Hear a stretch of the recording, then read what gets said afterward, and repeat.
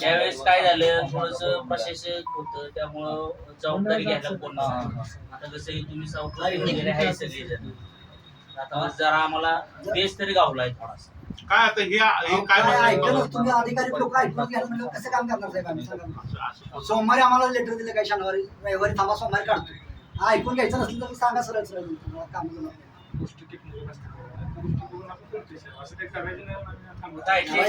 साहेब मग ते 2 दिवसाचं त्यांना मुदत दिली पाहिजे, अर्ज आलाय त्यामुळे तुम्ही दिली की 2 दिवसाची? 4 दिवस गेले साहेब. सोमवारी सकाळी पाडतो म्हणले, सोमवारी सकाळी काय झाले, 4 वर्ष यांना नाही अंकुश कोण नव्हता, त्यामुळे ही बोकळलेली अशी त्यांना ती तसंच वाटतंय आता. त्यामुळे ती काय माहितीये का, जबाबदारी घ्यायला लांबच पडते. हायकोर्टाच्या निकालाला राहू अजिबात ही करा, दाद दिना आणि साध्या पत्राला दाद देताय म्हणजे कितपत योग्य आहे सांगा की साहेब. ठीक आहे की तुमची प्रोसेस आहे, 2 दिवस वेळ मागून घेतला आम्ही, 2 दिवसाचे 4 दिवस दिले तुम्हाला, आणि काय करायचं आता, काय करायचं आम्हालाच हे आलंय ना.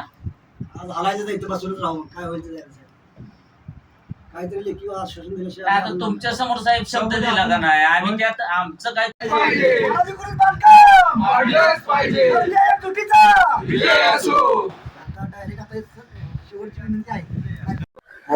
नमस्कार.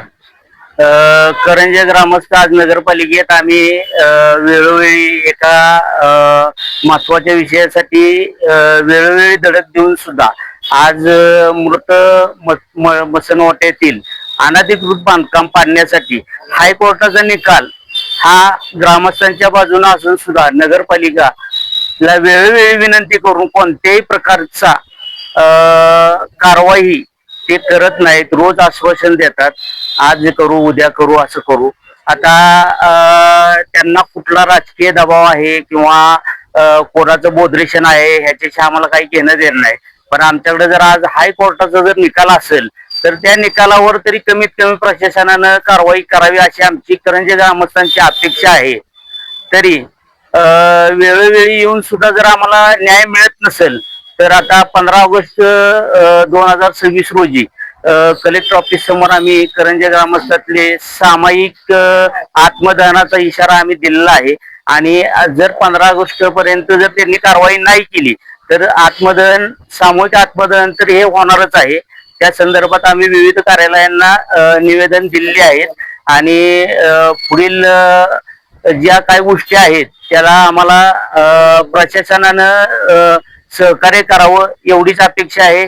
आज करंजे ग्रामस्थांनी एवढा मोठा संघर्ष एवढे वर्ष करून सुद्धा जर न्याय जर अपेक्षित मिळत नसेल तर त्याला आम्हाला काहीतरी ठोस पावले उचलून ग्रामस्थांच्या वतीने सामूहिक आत्मदहनाचा इशारा आम्ही आज नगरपालिकेत देऊन सुद्धा ते जर कारवाई करत नसतील तर इथून पुढची जे काही यातून जे काही अनुचित प्रकार घडेल त्याला पूर्ण ही प्रशासक जबाबदार राहील.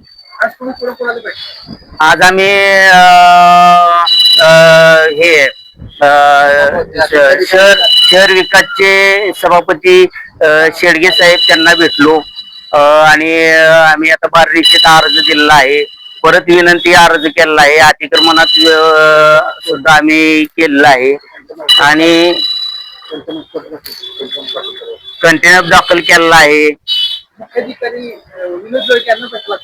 भेटलो की शुक्रवारी त्यांनी सांगितलं की आम्हाला संबंधित व्यक्तींचा साध्या कागदावर अर्ज आलेला आहे तर त्या अर्जाला मान देऊन आम्हाला त्यांना मुदत द्यावी लागेल.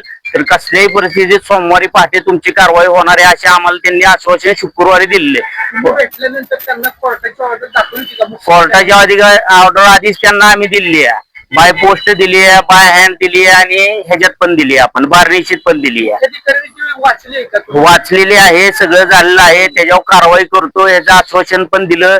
शुक्रवारी आम्ही ज्यावेळेस सगळे करंजे ग्रामस्थ इथं आलो त्यावेळेस मुख्याधिकारी साहेबांनी आम्हाला सांगितलं की मला अर्जाला विनंती करून त्यांच्या अर्जाला विनंतीचा मान देऊन त्यांना 2 दिवस आम्हाला मुदत द्यावी लागेल.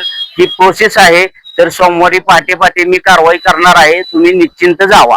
पण आज सोमवारी कोणत्याही प्रकारची कारवाई झालेली नाही आणि इथून पुढे कारवाई जर ते करणार नसतील तर ह्याचा तीव्र प्रतिसाद हे त्यांच्या प्रशासकीय सेवेवर होतील त्यांच्या कार्यालयावर होतील आणि इथून पुढे जो काय अनुचित प्रकार होईल आणि ग्रामस्थांचा जर काय इथून पुढे जर काही त्रास झाला किंवा यातून काय जर जीवितहानी झाली, आता आम्ही 15 ऑगस्टला जे सामूहिक आत्मदहन करणार आहे त्यात जर कुठल्याही प्रकारे कुठल्याही ग्रामस्थांना जर काय इजा झाली त्याची सर्व जबाबदारी सीओ साहेबांची आणि प्रशासकाची असेल.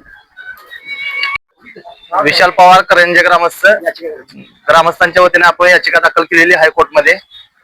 जी करंजे गावची आपली गायरान जमीन होती, मृत मसनवाटा होता, त्याच्यावर काही लोकांकडून अतिक्रमण करण्यात आले होतं. त्या संदर्भात आपण नगरपालिका प्रत्येक न्यायालयात त्याबद्दल दाद मागितली.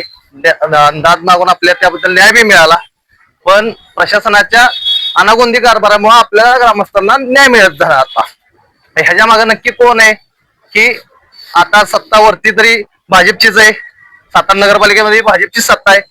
मग ह्या कारवाईला विरोध नक्की करताय कोण हे ग्रामस्थांना सुद्धा समजलं पाहिजे.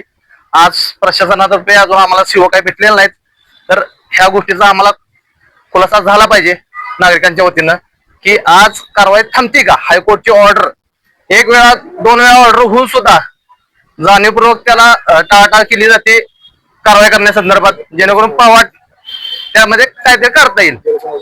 हा कुठला हा गेल्या ऍक्च्युली कारवाई गेल्या सोमवारी होणार होती, पण नक्की कुठल्या अदृश्य शक्तीद्वारे ती कारवाई थांबली हे जरा ग्रामस्थांना ज्ञात झालं पाहिजे. म्हणून समस्त करंजे ग्रामस्थ आज नगरपालिकेत प्रशासनाच्या भेटीसाठी आलेले आहेत. पण जर इथून पुढे कारवाई नाही झाली तर जनशोभाला प्रशासन आणि कोण संबंधित अदृश्य शक्ती असतील त्या जबाबदार राहतील. सोलापूरचे आमदार कोटे यांनी विधिमंडळात आवाज उठवला. हो. कार्यवाही झाली नाही. त्या सुद्धा सांगितलं न्यायप्रविष्ट गोष्ट आहे.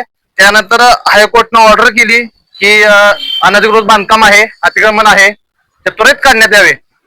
पण वेळोवेळी इलेक्शनचं आपल्याला कारण देत आता निवडणूक आहेत, 1 वर्ष घालवलं. हायकोर्टनं ऍक्च्युली 4 महिन्याच्या सुनावणी घेऊन कारवाई करण्यासंदर्भात कळवलं होतं प्रशासनाला, तर त्या संदर्भात सुद्धा काही कारवाई झाली नव्हती.